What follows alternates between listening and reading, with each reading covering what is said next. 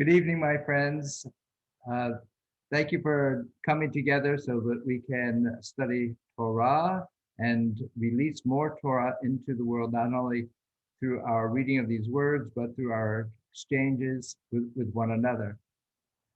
I acknowledge that this evening, as we're engaged in this live study, that this is the final presidential debate in the 2020 election. So I know that there are many who are watching that debate, which I think is a wonderful thing. It's great that so many people want to be engaged in the political life of our nation at this critical time in its history.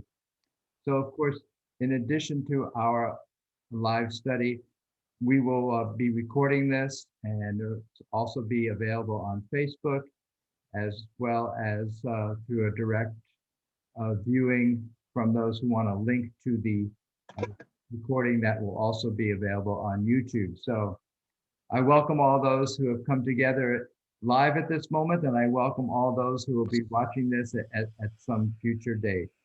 We're in Parshat Noach. So if you have a Noach, you can turn to the book of Genesis. We'll be starting at chapter 6, verse 9. And I would like to invite everyone at this point, if you'd like to unmute yourselves, together we can recite our blessing, expressing gratitude for this opportunity to immerse ourselves in words, relationships, and deeds of Torah. So together we recite our blessing. Baruch Adonai Elohim melech haolam asher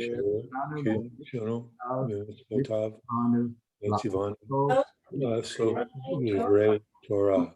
Thank you, God, for this opportunity of immersing ourselves in words, deeds, and relationships of Torah. Genesis 6. You didn't get the saints off the prayer?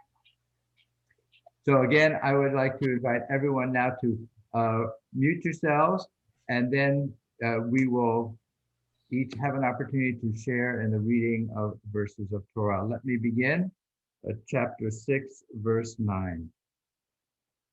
This is the line of Noah. Noah was a righteous man. He was blameless in his age. Noah walked with God. Noah begot 3 sons, Shem, Ham, and Japheth. The earth became corrupt before God. The earth was filled with lawlessness. When God saw how corrupt the earth was, for all flesh had corrupted its ways on earth, God said to Noah, I've decided to put an end to all flesh, for the earth is filled with lawlessness because of them. I am about to destroy them with the earth. Make yourself an ark of gopher wood. Make it an ark with compartments, and cover it inside and out with pitch.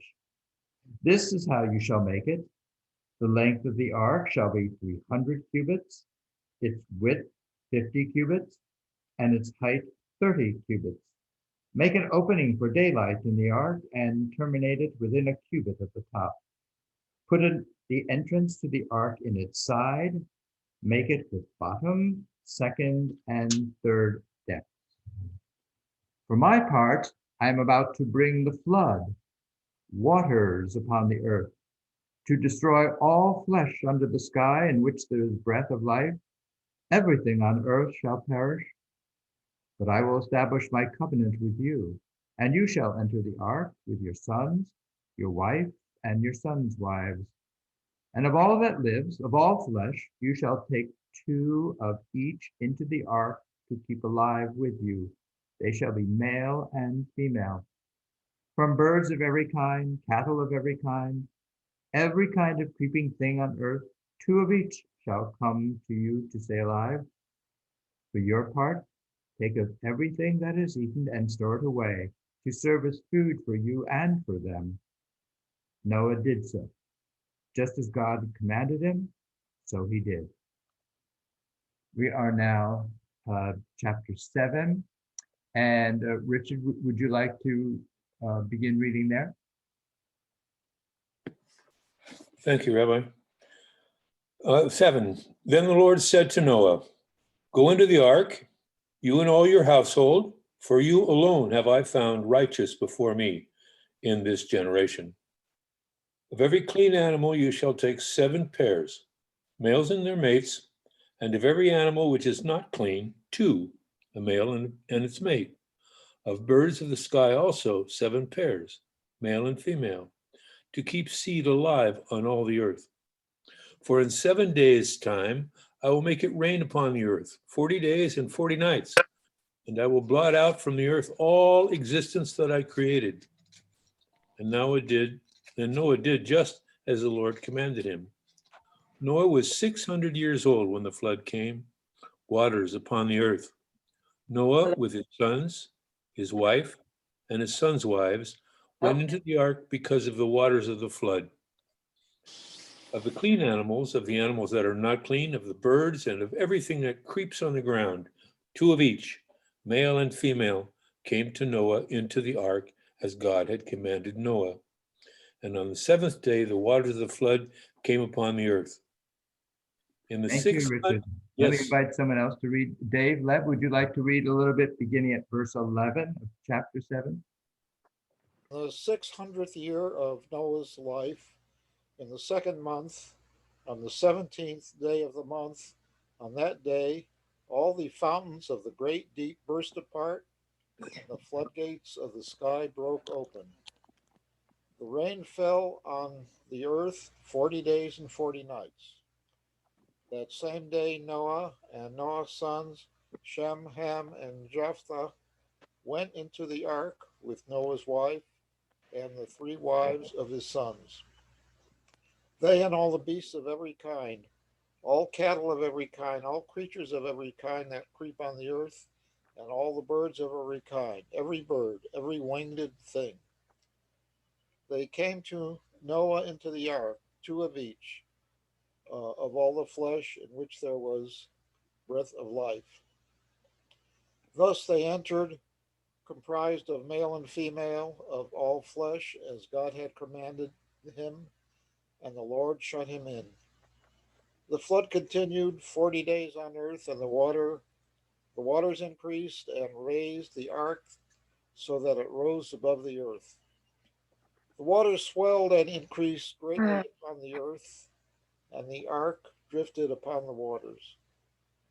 When the waters had swelled much more upon the earth, all the highest mountains everywhere under the sky were covered. 15 cubits higher did the waters swell as the mountains were covered, and all the flesh that stirred on earth perished, birds, cattle, beasts, and all the things that swarmed upon the earth, and all mankind. All in whose nostrils were the merest breaths of life, all that was on dry land died. All existence on earth was blotted out, man, cattle, creeping things, and birds of the sky. They were blotted out from the earth. Only Noah was left, and those with him in the ark. Thank you, Dave. And now we're on verse 24 of chapter 7. And Tom, Jackie, would you like to do some reading there? And you'll need to unmute yourselves. And the waters towered over the earth 150 days. God then remembered Noah and all the animals and all the beasts that were with him in the ark. So God caused a wind to sweep over the earth. The waters subsided. The springs of deep in the sky's floodgates closed up. The rain was stopped in the sky. Waters diminished apace, ebbing and flowing, draining from the earth. At the end of the 150 days, the waters had receded. In the 7th month, on the 17th day of the month, the ark came to rest atop a mountains Ararat. The mountains kept on ebbing away until the 10th month. On the 1st day of the 10th month, the mountain peaks could be seen. 40 days later, Noah opened the ark's window that he had made and sent out a raven, who went winging to and fro, waiting for the water to dry up from upon the earth's surface. Then he sent out the dove to see whether the water had eased from off the surface of the soil. But the dove could not find a resting place for her foot, so she returned to the ark, for still there was water on the face of the earth. He reached out his hand and took her, bringing her back to him in the ark. He waited yet another 7 days and again sent the dove out of the ark. Toward evening, the dove came to him, and look, a freshly plucked olive branch in her beak. So Noah knew that the water had eased from off the earth. He waited yet another 7 days and sent the dove out. This time she no longer came back to him. In Noah's 601st year, on the first day of the first month, the water had receded from over the earth. When Noah removed the covering of the ark, he saw that the earth's surface was beginning to dry. And by the 27th day of the second month, the earth had dried up. Thank you very much. Let me invite Wayne, would you like to read beginning at verse 15 of chapter 8? Yes, thank you. And I'm reading from Rashi, so it might not match everyone else's. And God spake unto Noah, saying, Go out of the ark, thou, and thy wife and thy sons wives with thee. Bring forth with thee every animal that is with thee, of all flesh, of fowl, and of beast, and of every creeping thing that creepeth upon the earth. They may bring forth abundantly in the earth, and be fruitful and multiply upon the earth. And Noah went out, and his sons and his wife, and his son's wife with him. Every animal, every creeping thing, and every fowl, whatsoever creepeth upon the earth, after their families, went forth out of the ark. And Noah built an altar unto the Eternal, and took of every clean beast, and of every clean fowl, and offered burnt offerings unto the altar. And the Eternal smelled the grateful odor, and the Eternal said in his heart, I will not again execrate the ground any more for man's sake, for the imagination of man's heart is evil from his youth. Neither will I smite any more every living thing as I have done. While the earth remaineth, seed time and harvest, and cold and heat, and summer and winter, and the day and night shall not cease. Thank you. Thank you very much, Wayne. David and Susan, would you like to be in reading at the verse 1 of chapter 9? Thank you. Thank you. God then blessed Noah and his sons, saying to them, Be fruitful and multiply, and fill the earth, and let the awe and dread of you be upon all the land animals, and all the birds of the sky, and all that creep on the ground, and all the fish of the sea. They are given into your hands. Any small animal that is alive shall be food for you. Like green grasses, I give you them all. But flesh whose blood is still in it, you may not eat. Moreover, for your own blood guilt, I will require your lives. I will require it by means of beasts or by means of human beings. By means of a fellow human being will I require a guilty person's life. The shedder of human blood, that person's blood shall be shed by another human. For human beings were made in the image of God. As for you, be fruitful and multiply, populate the earth and increase in it.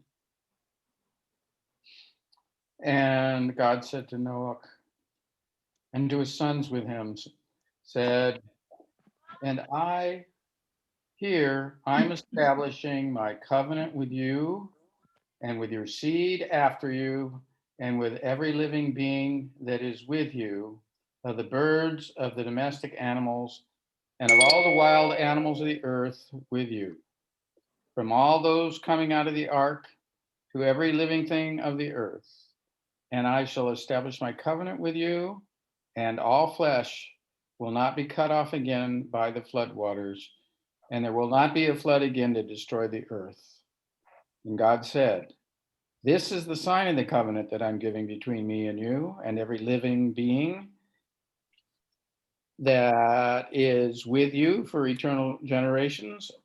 I put my rainbow in the clouds, and it will become a covenant sign between me and the earth. And it will be when I bring a cloud over the earth, and the rainbow will appear in the cloud. And I'll remember my covenant that is between me and you and every living being of all flesh, and the waters will not become a flood to destroy all flesh again.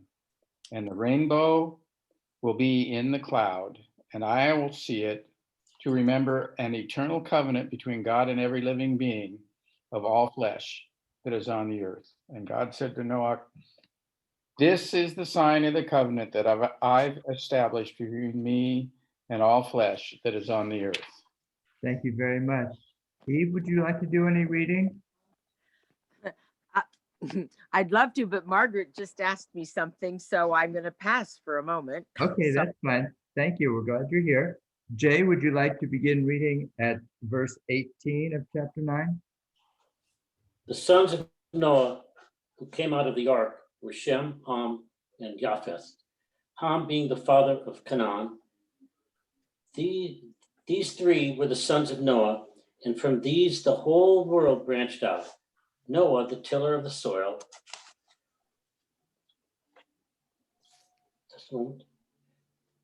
Noah, the tiller of the soil, was the first to plant a vineyard.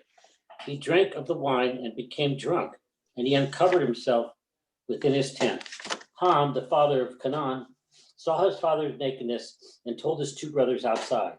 But Shem and Japheth took a cloth, placed it against both their backs, and walking backward, they covered their father's nakedness. Their faces were turned the other way, so they did not see their father's nakedness. When Noah woke up from his wine and learned what his youngest son had done to him, he said, "Cursed be Canaan, the lowest of slaves shall he be to his brothers." And he said, "Blessed is the Lord, the God of Shem. Let Canaan be a slave to them. May God enlarge Japheth, and let him dwell in the tents of Shem. Let Canaan be a slave to them." Noah lived after the flood 350 years, and all the days of Noah came to 950 years. Then he died. Thank you so much, Jay. We're now at chapter 10. Justin, would you like to read a little bit beginning there?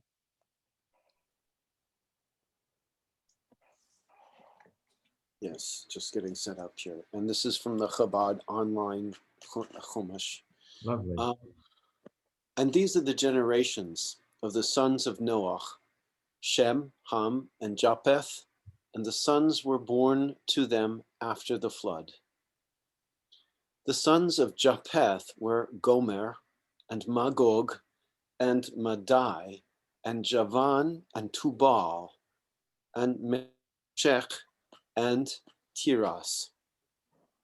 And the sons of Gomer were Ashkenaz, and Riphat, and Togarmah. And the sons of Javan were Elisha, and Tarshish, Kittim, and Dodanim. And these, the islands of the nations separated in their lands, each one to his language according to their families in their nations. And the sons of Ham were Cush, Mizraim, and Put, and Canaan. And the sons of Cush were Seba, and Havilah, and Sabta, and Ra'ama, and Sabtecha. And the sons of Ra'ama were Sheba and Dedan. And Cush begot Nimrod. He began to be a mighty man in the land, and he was a mighty hunter before the Lord. Therefore it is said, like Nimrod, a mighty hunter before the Lord. And the beginning of his kingdom was Babylon, and Erech, and Akkad, and Kaina, and in the land of Shinar. From that land emerged Ashur. He built Nineveh and Rehoboth, Ir, and Calais. And Resen, between Nineveh and between Calah, that is the great city. And Mitzrayim begot the Ludim, and the Anamim, and the Lehabim, and the Naphtubim, Tuhim, and the Patrushim and the Kasluhim, from whom the Philistines emerged, and the Kaftorim. Very good. Thank you very much, Justin. So cool on that. Let me read a few verses beginning at Yasher Koach. Ashikoth and Uh-huh. verse 15. Yeah, that was a lot of names. Begot Sidon, his firstborn, and Heth, and the Jebusites, the Amorites, the Girgashites, and the Hivites, and the Archites, and the Sinites, the Arvadites, and the Zemarites, and the Hamathites. Afterwards, the clans of the Canaanites spread out. The original Canaanite territory extended from Sidon as far as Gerar near Gaza, and as far as Sodom, Gomorrah, Admah, and Zeboim near Lasha. These are the descendants of Ham, according to their clans and languages, by their lands and nations. Sons were also born to Shem, ancestor of all the descendants of Eber and older brother of Japheth. The descendants of Shem, Elam, Ashur, Apashad, Lud, and Aram. The descendants of Aram, Uz, Hul, Gether, and Mash. Apashad begot Shelah, and Shelah begot Eber. 2 sons were born to Eber.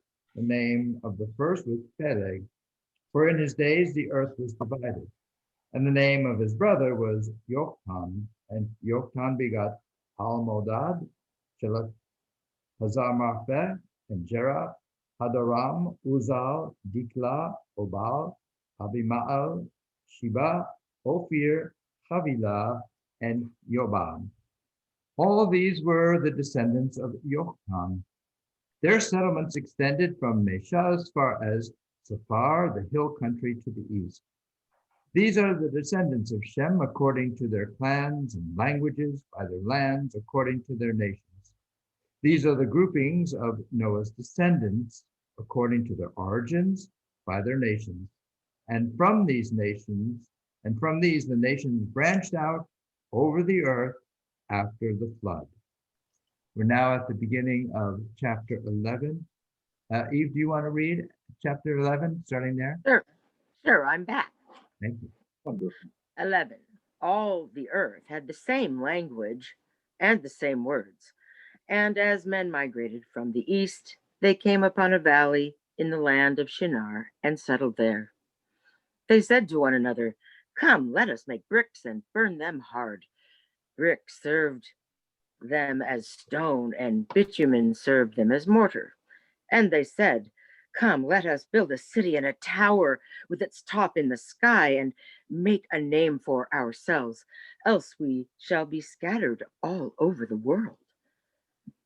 The Lord came down to look at the city and tower which man had built, and the Lord said, "If as one people with one language for all, this is how they have begun to act, then nothing that they may propose to do will be out of their reach. Let us then go down and confound their speech there, so that they shall not understand one another's speech." Thus the Lord scattered them from there over the face of the whole earth, and they stopped building the city. That is why it was called Babel, because there the Lord confounded the speech of the whole earth, and from there the Lord scattered them over the face of the whole earth. Thank you so much, Eve. We're now at verse 10 of chapter 11. And Richard, would you like to read a little bit beginning there?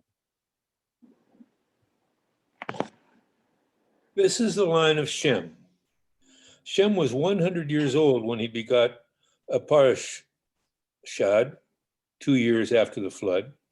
After the birth of Aparshad, Shem lived 500 years and begot sons and daughters. When Aparshad had lived 35 years, he begot Shelah. After the birth of Shelah, Aparshad lived 403 years and begot sons and daughters. When Shelah had lived 30 years, he begot Eber. When the birth of Eber, after the birth of Eber, Shelah lived 403 years and begot sons and daughters. When Eber had lived 34 years, he begot Peleg. After the birth of Peleg, Eber lived 430 years and begot sons and daughters. When Peleg had lived 30 years, he begot Reu. After the birth of Reu, Peleg lived 209 years and begot sons and daughters. When Reu had lived 32 years, he begot Serug. After the birth of Serug, Reu lived 207 years and begot sons and daughters. When Serug had lived 30 years, he begot Nahor. After the birth of Nahor, Serug lived 200 years and begot sons and daughters. When Nahor had lived 29 years, he begot Terah. After the birth of Terah, Nahor lived 119 years and begot sons and daughters. When Terah had lived 70 years, he begot Abram, Nahor, and Haran. Now this is the line of Terah. Terah begot Abram, Nahor, and Haran begot Lot. Haran died in the lifetime of his father Terah, in his native land, Ur of the Chaldeans. Abram and Nahor took to themselves wives, the name of Abram's wife being Sarai, and that of Nahor's wife Milcah, the daughter of Haran, the father of Milcah and Iscah. Now Sarai was barren, she had no child. Terah took his son Abram, his grandson Lot, the son of Haran, and his daughter-in-law Sarai, the wife of his son Abram. They set out together from Ur of the Chaldeans for the land of Canaan. But when they had come as far as Haran, they settled there. The days of Terah came to 205 years. And Terah died in Haran. Thank you so much, Richard. And indeed, thank you very much, everyone. That's the conclusion of this week's Torah portion. It's full of all kinds of stories that perhaps we're very familiar with, both perhaps as children having heard them and as adults having read them over again and again. This is our opportunity to explore them and see what new lessons they might hold for us, or perhaps even more richly, where we find ourselves in this story and where the story is within each one of us. So I just want to offer a little bit of focused study and then ask you to share with all of us any comments, insights, or reflections you might have. And I want to begin by placing what we've just read within the context of what we've read before. Last week, we read the opening portion of Torah, Parshat Bereshit. And one of the things that we discussed last week was Torah was telling us something about the nature of openings and beginnings. One would think that the opening story about a people and its purpose and its mission and its existence would provide great clarity about what our origin is and how all this came into existence.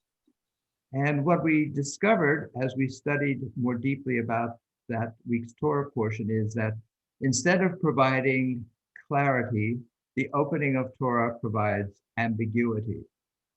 And as we explored some of the commentary, certainly through Rashi's commentary about the Torah portion, what we learned is that meaning is not given to us. It requires our participation.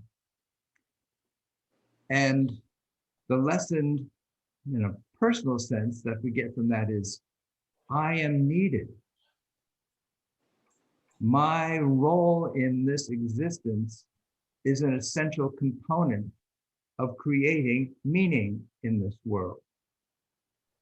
So it's a Torah portion that challenges us and that calls upon us to participate in what God has set in motion, and that is to create meaning in this world.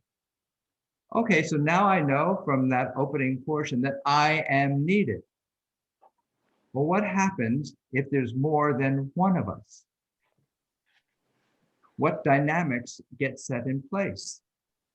Is the other person needed as well? And what happens if my sense of meaning conflicts with the other person's sense of meaning? So that, I think, is what this second portion in Torah begins to address. What happens when we multiply the number of beings that there are who are seeking to play a role in this creation of meaning. So I'd like to turn to just back a little bit to the story of Cain and Abel from last week's Torah portion, where we have the addition of two people, if you will. In addition to Adam and Eve, we have Cain and Abel, so they have now been added. And what's kind of unique about Adam and Eve is, at least in the storyline, Adam and Eve are described as having emerged from a single body.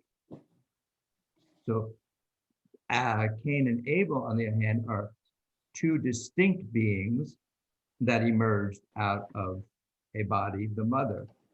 But their very birth is as two distinct beings. And so this is the beginning of multiplying the number of people who are present and to present the opportunity for creating, adding meaning, if you will, to God's creation. And as we know from the story, what happens is there's some kind of conflict between Cain and Abel, and Cain kills Abel. And what God says to Cain is essentially, why did you do that? You didn't need to do that. You are loved as well.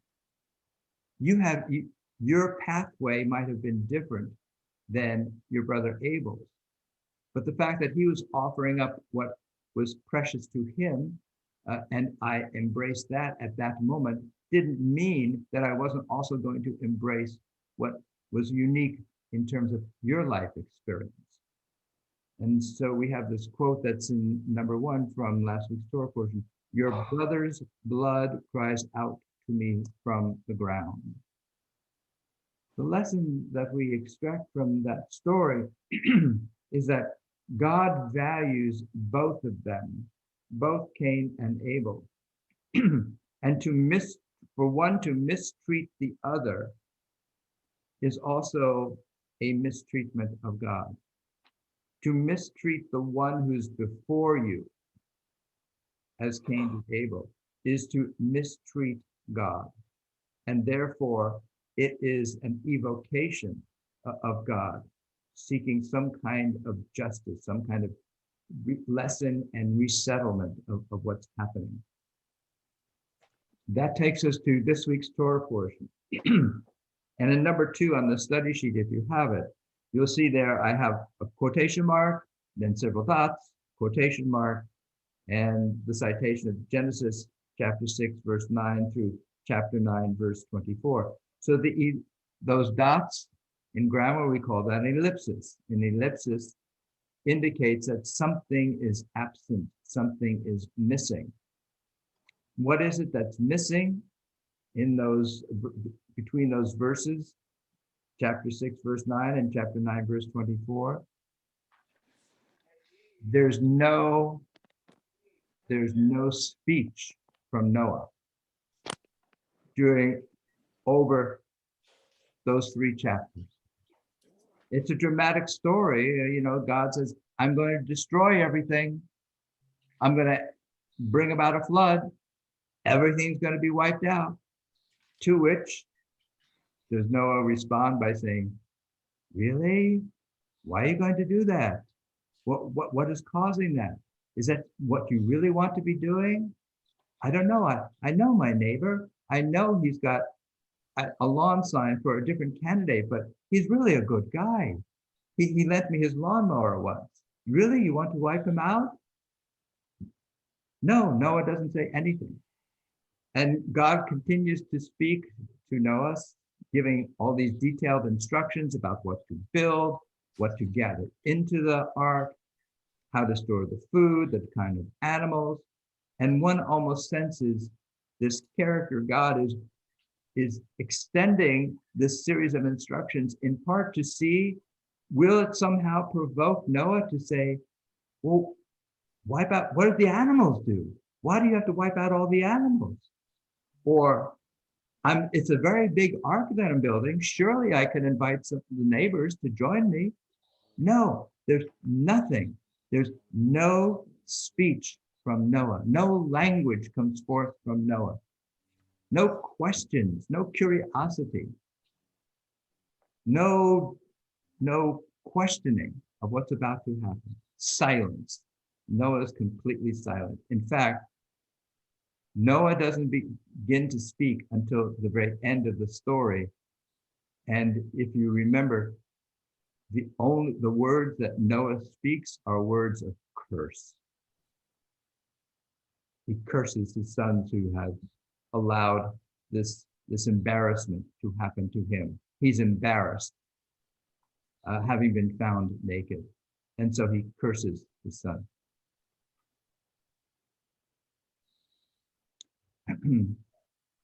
This story about how Noah is dealing with those who are around him seems to be a cautionary tale about this is not really how one should behave. Noah is called righteous, but he's called righteous in his own age, indicating that it must have been even worse for those who are around Noah. But Noah is not really held up as a tzaddik, as really a righteous person. So from the story of Noah, we enter into this beautiful story that Eve was reading for us about the Tower of Babel. And it starts off with some words that should send some shivers up us, some words that should send a warning sign, because here in number 3, the people there say, "Come, let us make bricks." Well, for those of us who have read the Torah already a few times, the word bricks should resonate with us. It should set off some alarm bells, because bricks, that word bricks, is what we come up to in the story of the Israelite people when they're in Egypt. And I've got that here in Exodus, the very first chapter in Exodus. Ruthlessly, they made life bitter for them, for the Israelites, with harsh labor at mortar and with bricks. So there's something about bricks that already should set us off and alert us that there's something not good that is being constructed here. Bricks in Egypt were used to build structures of oppression. They were used to build symbols of hierarchy. They were used to build signs, structures of authority and empowerment over others, powering over others. So this is an indication that what is being built here is a not good thing. And then the very next verse after the reference to bricks, number 4 here, "Come, let us build a city and a tower with its top in the sky to make a name for ourselves, else we shall be scattered over all the world." So what's happening here with the Tower of Babel is it is a refusal to fulfill the mission which God had already given to humanity, which is now spread out, fruitful, multiply, expand yourself. And instead, what they're doing is they're consolidating themselves. They are building a wall. They are building a vertical structure rather than a horizontal one. Those who are engaged in organizational management it's interesting to think about this cautionary tale about building a vertical structure as opposed to emphasizing the horizontal capacity that we have to reach out, to involve others, and to spread ourselves out that way. So this is what seems to disturb the divine presence, the notion that rather than spreading out, rather than populating the world, rather than exploring, rather than experiencing different lands, different cultures, exposing themselves to different kinds of environments and encounters, that people are retreating, if you will, and hiding in this vertical structure. So here, if you have a study sheet. I invite you to turn it over. We're going to start looking at some interesting material, which is going to be launched and initiated by a Hasidic commentary. And this first commentary is by Rabbi Yaakov of Ishbitzer. So Rabbi Yaakov was the son of the founder of one of the great Hasidic dynasties, the Ishbitzer dynasty. And Rabbi Yaakov himself wrote a great multi-volume work called Beit Yaakov. And he represents, if you will, a shift within the Hasidic world, and certainly the Hasidic world itself, the Hasidic movement itself represented a significant shift within the Jewish world. But within the Hasidic world, Rabbi Yaakov represents this shift where the focus is less on the responsibility of the Rebbe or the Tzaddik to bring about great change. And Rabbi Yaakov begins to shift the focus of responsibility onto the individual in search of spiritual growth. I want to recommend a great book that's all about Rabbi Yaakov's commentaries and his wisdom, called Wisdom of the Heart by Ora Wiskin Elper. It's a great, great book. So Rabbi Yaakov lives in the middle of the 19th century. He died in 1878. And here's what he wrote. The very purpose of creation was that all would be compelled to ask, who created all these? That all would know clearly that a supreme force in its goodness is sovereign of the world, and none would make a claim to autonomous power. To that end, God planted in each entity some lack, a fissure in its being, making them all incomplete. But creation soon got used to that too. It ceased to notice its own deficiency. It didn't know that it needed God. Think about this in terms of the Tower of Babel story. Sometimes people present this as a story about this is an assault. They're building this great tower to wage an assault on the heavens. I think that the Rabbi Yaakov gets at what's really going on in the story of the Tower of Babel when he says the idea was for all of humanity to be aware that they are not autonomous beings, that we are not autonomous beings, that we all lack something, and therefore we need one another. And that seems to be what's the cautionary tale aspect about the Tower of Babel, is that these people thought, oh, we can be the ultimate. We can be the supreme. We don't need anything else. This notion about deficiencies and how deficiencies and fissures within our personalities, that's what Rabbi Yaakov is getting at here. He's trying to make each one of us aware of our deficiencies and to recognize that that's a blessing.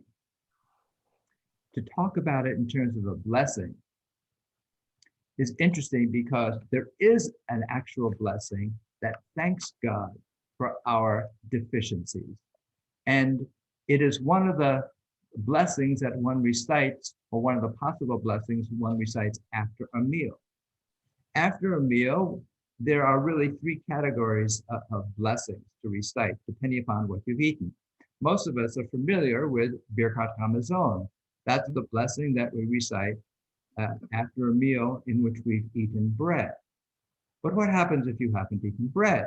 Okay, so there's another category of blessings called Me'ein Shalosh, which is the blessing that you recite when you've eaten a meal with a grain product that doesn't quite meet the category of being bread.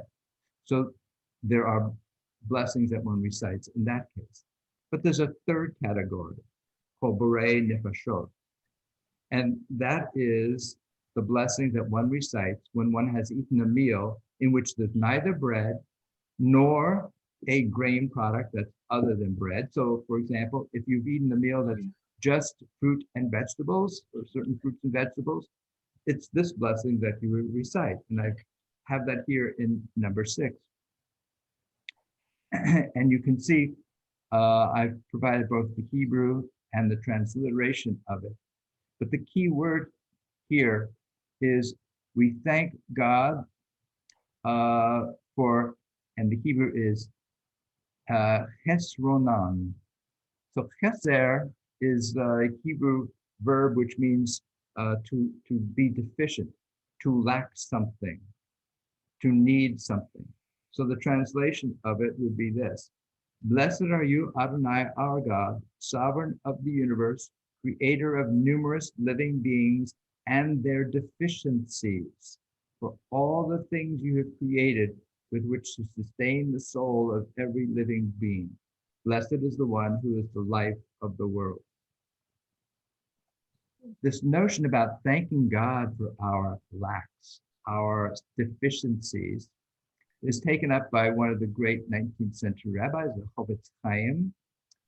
And he says, it's important to acknowledge that God did not create people to be self-sufficient.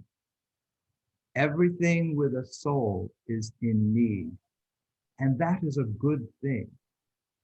Why is it a good thing that every soul is in need of something? Why are we thanking God that God created every one of us to be in need of something and not self-sufficient? Because it requires us to turn to one another. We need others because of our own deficiencies. We need others, and that's divine. To be in need of another is a sacred thing. To not be in need of another is a destructive thing for oneself and for the world around one. So I want to conclude this part of our time together by looking at this notion of the other, because what our commentaries are teaching us is it's a blessing to be in need of the other. So let's look at this notion about the other for a few moments. And in number 7, I have Hebrew that relates to this word other. We have the word acher, which means an other.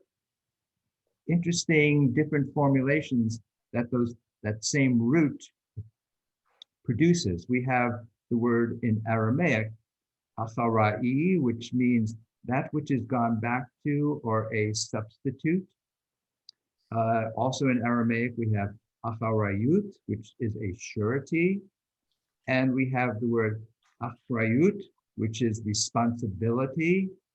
So there's some kind of connection here that the language itself is telling us, is that there's a relationship between the other and this notion about responsibility. The other, as the language itself is telling us, is also someone who has the capacity to substitute for me, someone who can serve as a surety for me, someone who will stand up for me, someone who will serve as a guarantee for me. The final Hebrew word there that's in this same line is the word achar, which means behind. The word achar shows up in interesting ways in Torah. First is number 8, and this is what we'll be seeing very soon. This is the story of the binding of Isaac, and in the moment in the story where this word comes up, Isaac has been bound on this altar, and Abraham, it seems to be about to kill him, and then the voice cries out, don't harm the boy. And as soon as Abraham hears that and realizes, no, I'm not going to kill my child, it then says, Abraham looked up, his eye fell upon a ram behind, achar. There is some notion here, I think, about how this relationship of of a substitution, a par. The ram is serving as a substitution for Isaac, is serving as an other for Isaac, will serve in his place for Isaac, has the capacity to redeem Isaac even. So let's look even more interestingly in the book of Exodus, this very dramatic story where Moses is desperate to understand God, to see God. And this is number 9. Moses said, "Oh, let me behold your presence." And God answered, "I will make all my goodness pass before you, and I will proclaim before you the name Yod-Heh Vav-Heh, and the grace that I grant and the compassion that I show. But you cannot see my face. I will put you in a cleft of the rock and shield you with my hand until I have passed by. Then I will take my hand away and you will see my back." Right. What's happening here is this notion of God's back is not about a physicality, but about an otherness. You will see my otherness. That's what God wants Moses to be aware of, an otherness. And that otherness is what represents the divine experience, is what really represents the divine presence. So let me conclude with this notion about otherness and bring it to a rather contemporary commentator, Emmanuel Levinas. Emmanuel Levinas deals a great deal with this notion of otherness, and he uses the word alterity, the otherness aspect of the one who's before you. And Levinas says the other awakens in us the responsibility to do something for the other. The other awakens in us a sense of our responsibility and therefore engenders within us a sense of gratitude. You have awakened within me my awareness that there's more in the world than myself, and that there's something that you can present to me that I am lacking, and therefore I am grateful. The quote that I have here at the bottom of the study sheet is number 10. "I approach the infinite insofar as I forget myself for my neighbor who looks at me." A you is inserted between the I and the absolute he, meaning God. I approach the infinite to the extent I forget about myself and become aware of my neighbor who's looking at me. This notion about the other, our gratitude for the other, the call of the other. I have on the graphic that I shared on the study sheet, and that was also published in the material that I sent out. I was struck by this image from an issue of Art History magazine from last February. The figure of this woman with a hand covering one eye and her other eye just staring out at us. The image of someone who represents a part of the population that all too often, especially as white people, we might just ignore. We might never even encounter. And yet it is the face of the other, someone who's different than us, who brings us into an ethical dimension. I want to suggest that is what has been happening in this country for over 400 years. The other who has provided us the opportunity to elevate ourselves morally and ethically to the extent we become aware of their presence, aware of their otherness. The tragedy, of course, in this country is that all too often we have not done that. And we have instead built towers of Babel to wall us off from the other, to seal us up within our cocoons of homogeneity.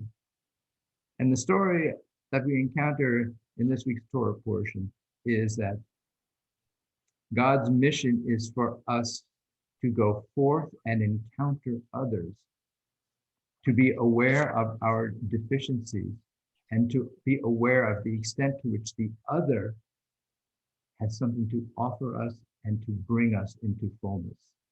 Because we do that through our relationships with the other. That's how we come into our fullness. So with that, I'd like to invite others to share whatever came to your mind, whatever you encountered along the way this evening. I'll begin with David. So go ahead and mute yourself, and then I'll ask Wayne to share. This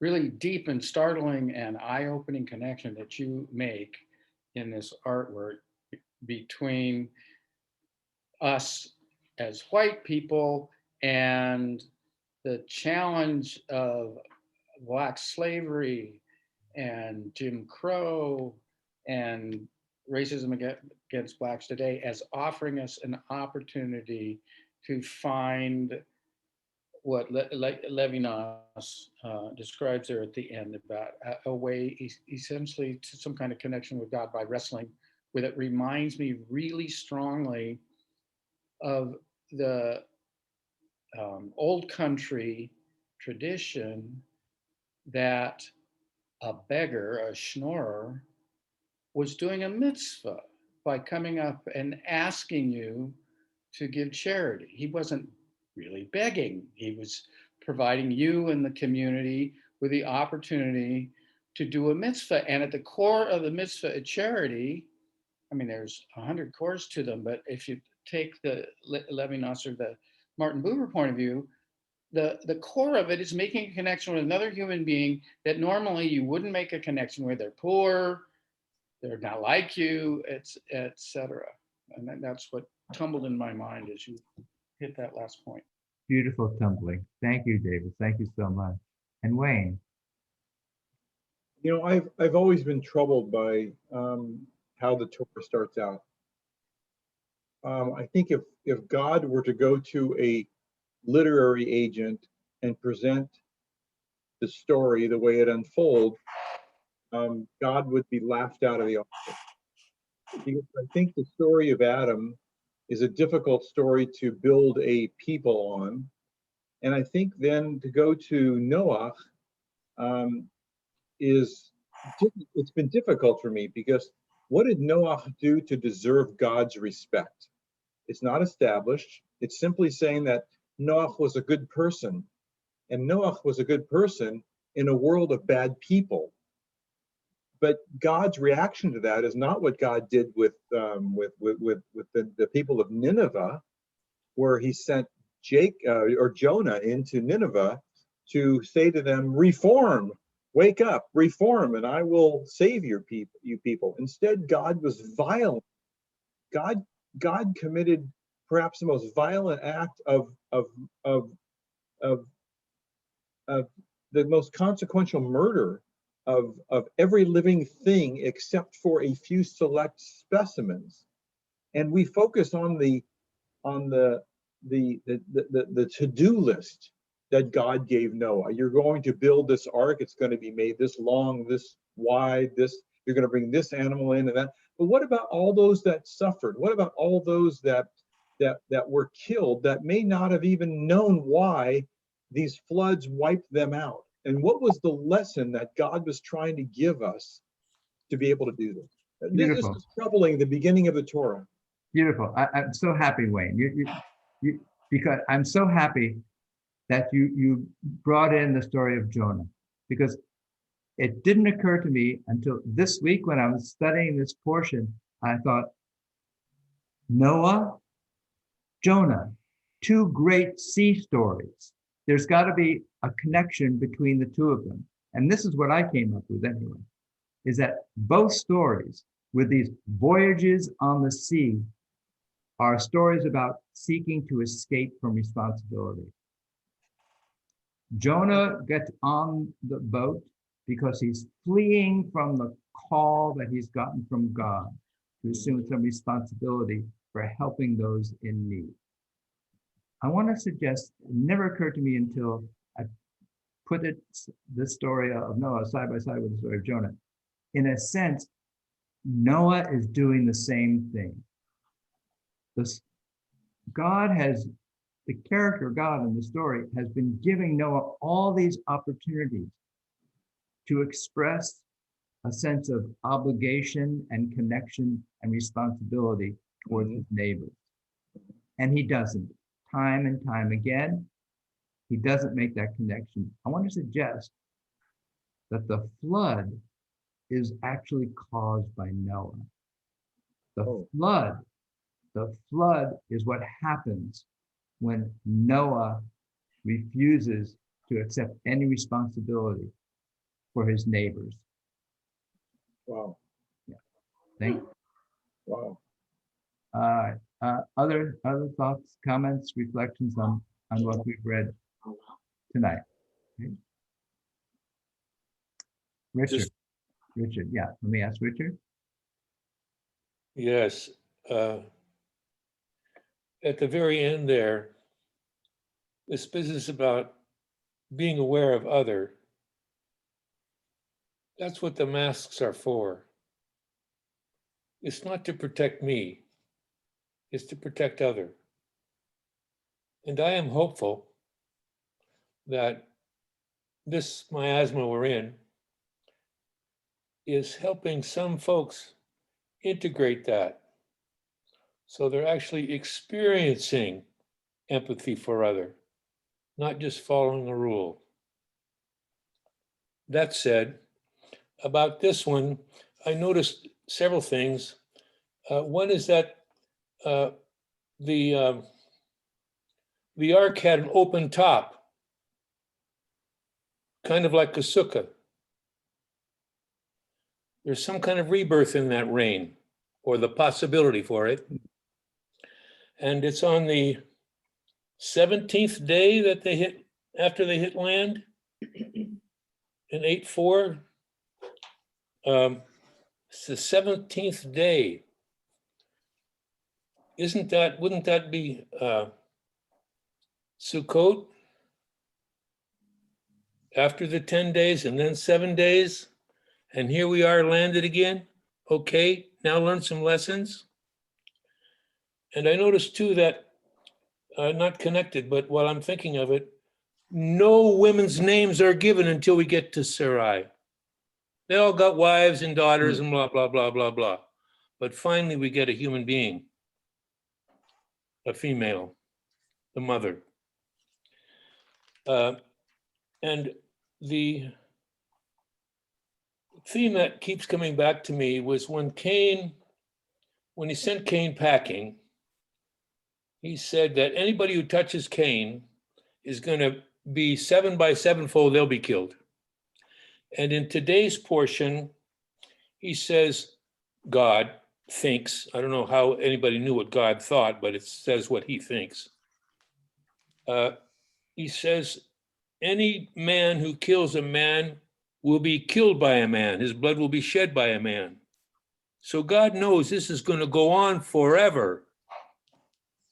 And then he says, I'll not destroy the world ever again. But I read in there that he's given us free will, and this doesn't mean the world won't end.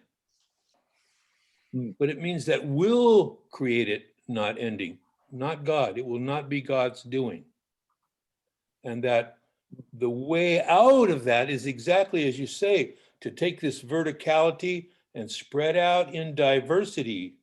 The best leader knows that if you're going to do something in your company or in your family, you get all as many perspectives brought in to take a look and see what the problem is. And in that course, arrive at some consensus rather than come with the great idea how to make a profit and come down from the top. And that's what I think this is trying to tell us, that life is going to be very bitter and you're going to keep doing this to one another. And there's no way for me to stop it. But maybe in doing this, something will happen that will make you put on your mask. And whether or not we can save the world or not, the material world is kind of incidental in a way to me to whether or not we can gain the wisdom about what we have an opportunity to do while we're in human embodiment. God made all these people so that he could see himself. And now we're learning to see really and feel other people. And maybe when we get to that point, well, that's what we're here to learn. And that's all I got. Oh, one last thing. In 11:1, it says there's only one language, and that's why they built the tower. But in 10:31, it's these people in all their other languages. So I don't know what's quite going on there.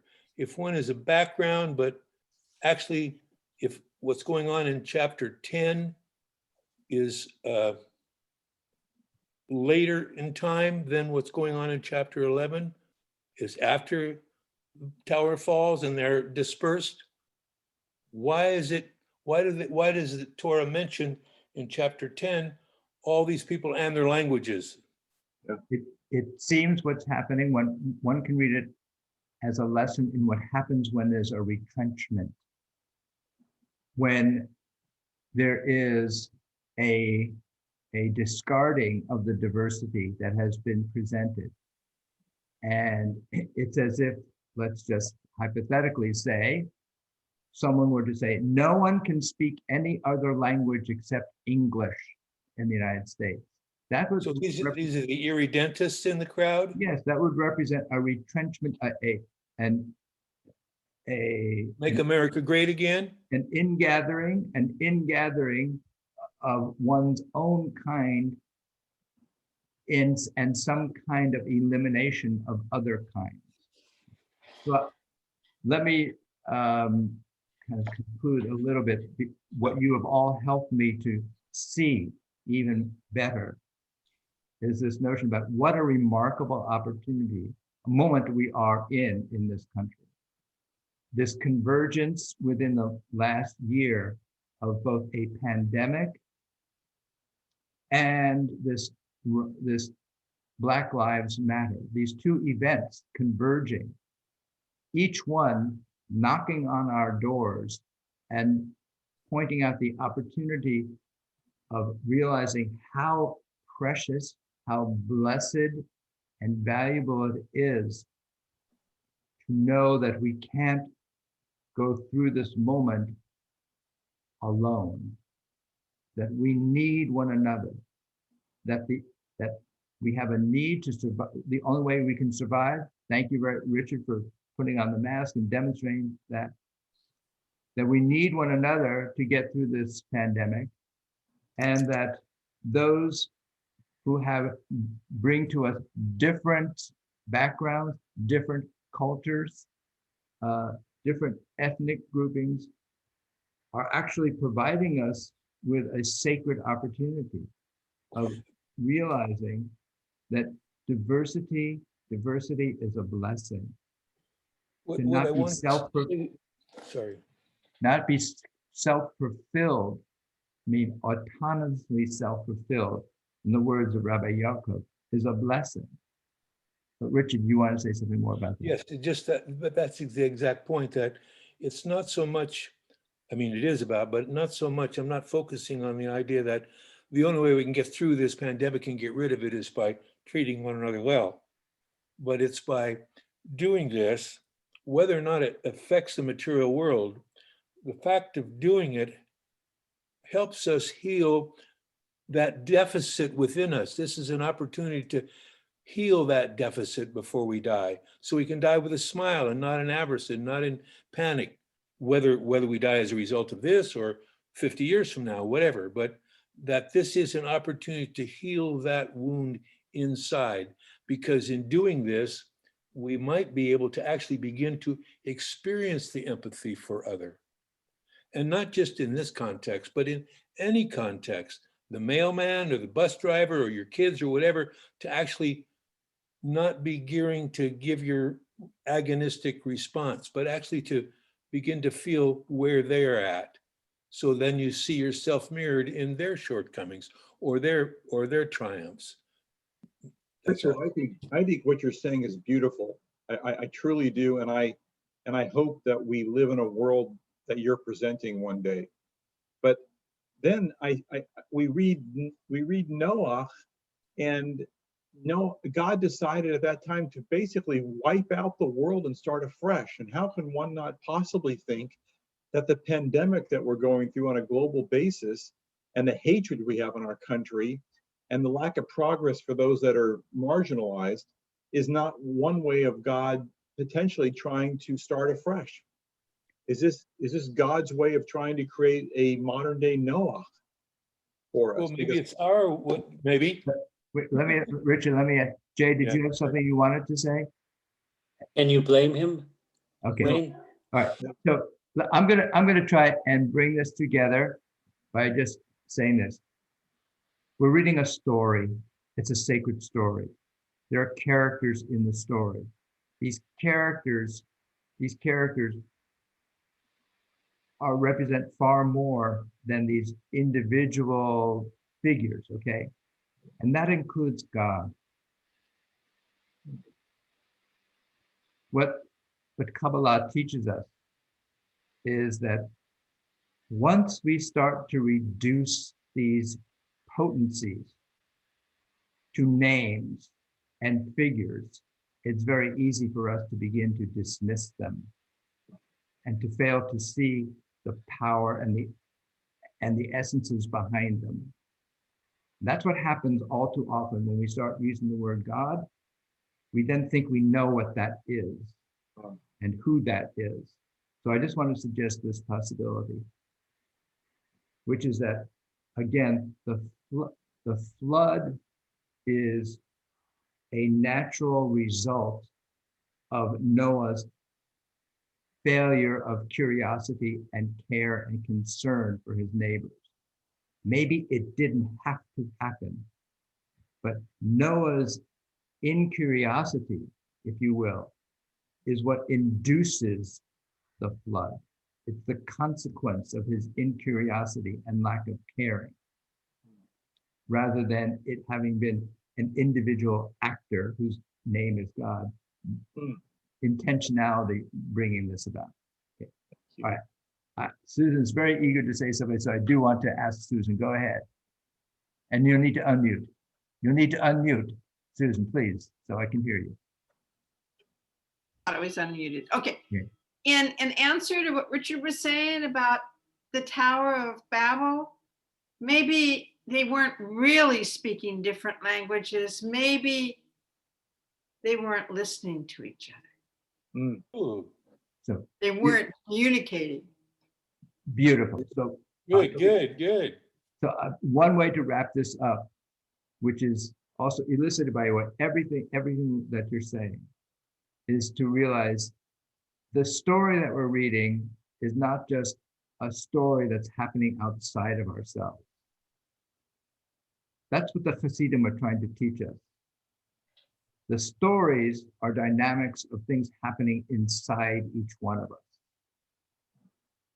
And we have the capacity as actors to be aware of the story and to choose how we want to write or rewrite the story. The flood doesn't have to happen. We don't have to build Tower of Babel, although both the flood and the tower are dynamics within each one of us.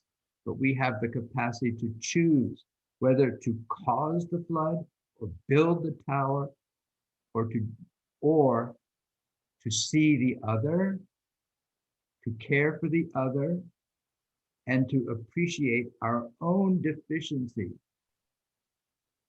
and their need for the other in order to seek fulfillment of the world. So I want to thank everyone for such exciting, interesting, fulfilling, yes, and heartfelt engagement. Everyone. Thank you all very much. Look forward to being with you again next week. Thanks for the rainbow, Dave. Oh, you're welcome. You're welcome. Don't forget climate change, forest fires, and floods. Well, God gave Noah the rainbow sign. No more water the fire next time. Be well, everyone. See you next time. Smokey the Bear.